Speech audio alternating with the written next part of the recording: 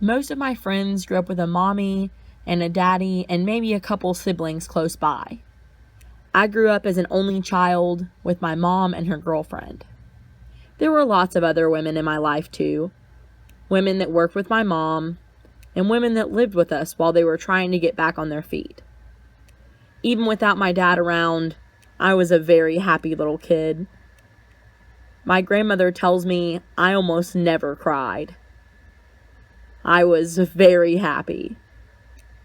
Until I grew up a little more, and I realized I was fat. And I soon became aware that being fat was a very bad thing for a person to be. I was teased, and there didn't seem to be very much I could do about it. But then, in high school, I learned that being overweight hadn't always been viewed as a bad thing. In the olden days, it was a sign of status. Being overweight meant you were rich enough to eat, to be full at every meal. And I thought, how lucky that I have enough food to eat. And then I was exposed to older art, where fat women, big women, overweight and obese women, beautiful women were the subjects. Not just the subjects of the painting, but the subjects of desire.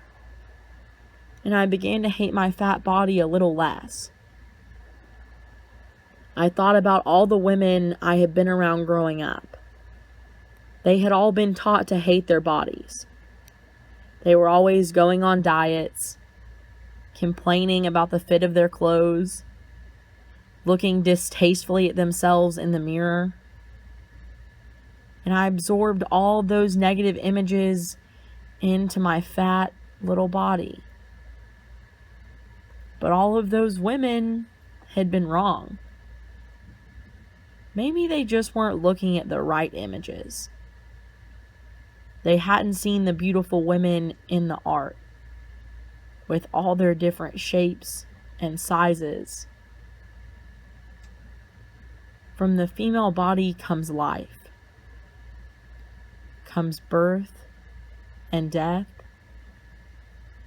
comes spirituality and religion, comes art and destruction. Maybe the vessel through which all life comes to be doesn't have to be so small after all.